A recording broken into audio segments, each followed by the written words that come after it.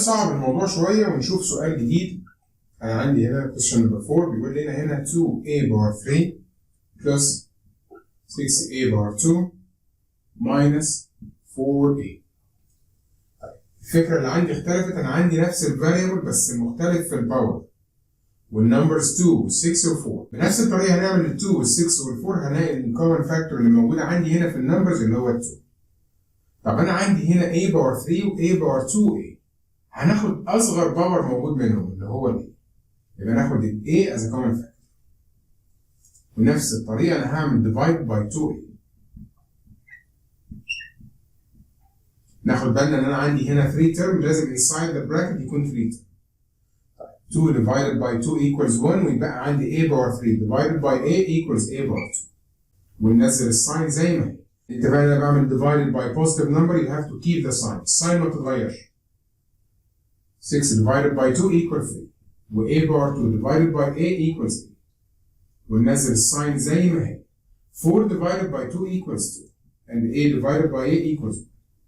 يبقى الفكرة عندي لو أنا كان عندي variable موجود نفسه هو بدون أي تغيير، بس الفكرة في الباور بناخد أصغر باور منهم as a common factor. نشوف سؤال تاني.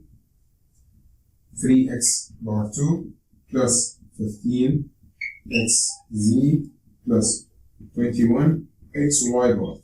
بنفس الطريقة هعمل factorizing لل 3 وال 15 وال 21. اللي مش عارف برضه نقولها كمان مرة. أدي 3 15 and 21. ال 3 أنا عارف إن هي 3 times 1. وال 15 اللي هي 3 times 5. وال 21 اللي هي 3 times 7. هلاقي عندي هنا إن 3 هي اللي متكررة، يبقى أنا هاخد 3 as a common factor. بعد كده نبص على الفاريبلز الموجودة. هلاقي إن اللي اتكرر بس هنا هو الإكس. ناخد أصغر باور عندي اللي هو x raised to the power 1. ونفتح البراكت. زي ما اتفقنا أنا عندي 3 term يفضل عندي inside the bracket برضه 3 term. نعمل divided by 3x لكل واحدة منهم. 3 divided by 3 and x power 2 divided by x equals x. 15 divided by 3 equals 5. ونشيل الاكس مع الاكس ويبقى عندي هنا 0. 21 divided by 3 equals 7. ونشيل الاكس مع الاكس ويبقى عندي هنا y بار 2. لغاية هنا كانت الأمور بسيطة في الهايست كومن فاكتور. نشوف بقى الأفكار التانية اللي تطلع عندنا وبتعمل المشاكل كلها. لو أنا كان عندي هنا 2x times m plus 3 minus 4y times m plus 3. الشكل ده هلاقي حد يقول لي أنا المفروض إن أنا أعمل times الأول وبعد كده أعمل adding. لا، الموضوع بكل بساطة لو خدت بالك هتلاقي إن البراكت ده عندي هنا m plus 3 وهنا m plus 3. الاثنين زي بعض. طب ما انا اقدر اخد من ده كده الاثنين دول as a common factor. يبقى كل اللي هيحصل ان انا هاخد m plus 3 as a common factor. طب لما ناخد as a common factor ايه اللي يبقى عندي من الفيرست تيرم؟ يبقى عندي 2x. وننزل الساين زي ما هي. لما ناخد من هنا m plus 3 يبقى عندي 4y. وكده خلصت؟ كده خلصت. يبقى ما نبصش للسؤال ان السؤال كبير، لا ده الموضوع صعب. الموضوع بكل بساطه انا عندي هنا m plus 3 و m plus 3 ناخده as a common factor. يبقى عندي هنا 2x ويبقى عندي هنا 4. طب نشوف فكرة تانية. بيقول لي عندي هنا x times z minus y plus l times y minus z. لا ده كده الموضوع اختلف. كان المفروض ان انا عندي هنا m plus 3 وهنا m plus 3 الاثنين زي بعض، بس هنا لا ده انا عندي هنا ايه؟ عندي هنا z minus y وهنا y minus z. قال الموضوع بكل بساطة لو أنت عاوز تخليهم الاتنين زي بعض، لو هما بلس تبدلهم عادي مفيش فيها مشكلة. طب لو هما ماينس كل اللي هتعمله هتاخد نيجاتيف بره از كومن فاكتور. لو أنت خدت النيجاتيف من اللي في الأول يبقى هتغير البراكت الأول، خدت النيجاتيف من التاني هتغير البراكت التاني. فأنا دايما بحب أغير البراكت التاني. على فكرة لو غيرنا الأول هيديك نفس الإجابة مفيش مشكلة. فلما ناخد نيجاتيف بره از كومن فاكتور معنى كده إن الأول ده ما تأثرش وهينزل زي ما هو.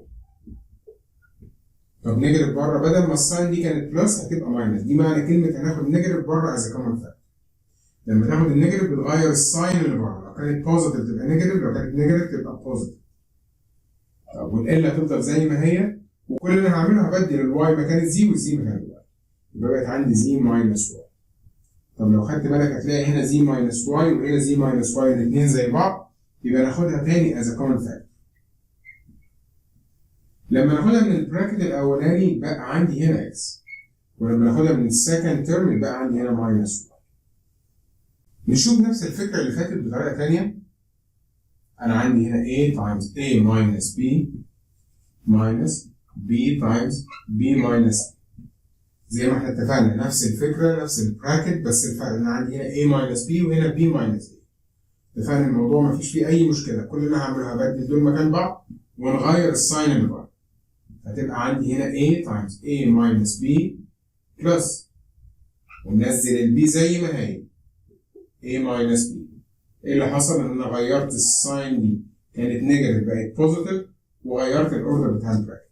فكل عندي لو عندي نفس النمبرز جوه البراكت بس الفرق في الترتيب، باخد الساين بره بغير الساين اللي بره واغير ترتيب. يبقى انا هلاقي عندي هنا انا a minus b as a common factor. ناخد ال a minus b as a common factor، يبقى عندي هنا من البراكت الاولاني a والساين دي تنزل زي ما هي. ناخد a minus b يبقى عندي في البراكت الثاني b. اخر فكره في درس النهارده بيقول لي عندي هنا if a times x plus y minus b times x plus y is equal to 80 and x plus y is equal to 3.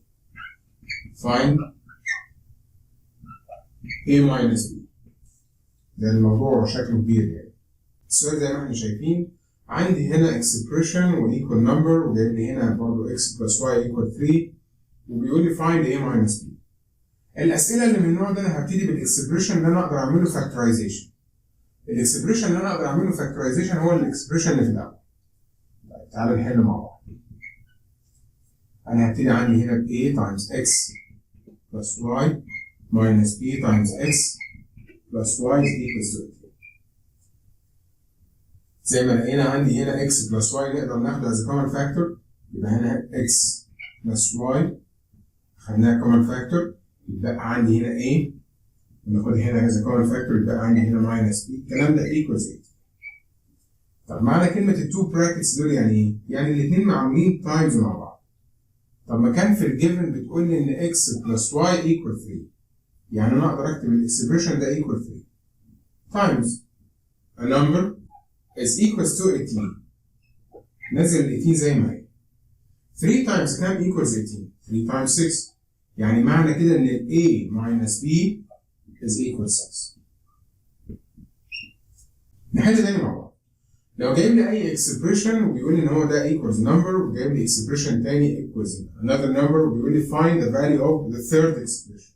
طب نحل السؤال ده ازاي؟ الموضوع بكل بساطه تدور على الاكسبريشن اللي تقدر تعمله فاكتورايزيشن.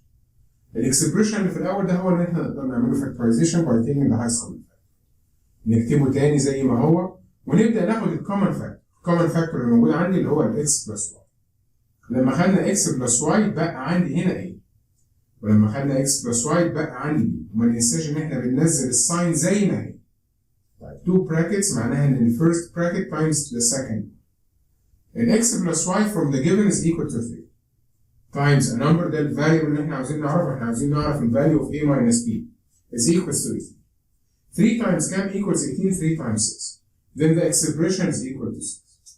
وبكده نكون انتهينا من درس Factorizing the highest common factor، ونبتدي نجمع مع بعض الافكار. اتكلمنا عن الفاكتورايزيشن وقلنا ان هو rewrite the expression او convert the expression to the product of two or more terms. بعد كده بدأنا ان احنا ناخد الفاكتورايزيشن لو انا كان عندي الكومن فاكتور موجود في النمبرز بس. خدنا بعد كده الكومن فاكتور لو عندي نفس الفاريبل موجود. طب نفس الفاريبل موجود بس الباور مختلف، بناخد اصغر باور منه. بعد كده لو انا كان عندي براكت بننزل البراكت زي ما هو وناخد الباقي عندي على كومن فاكتور. وبكده دي تكون الافكار في الدرس النهارده.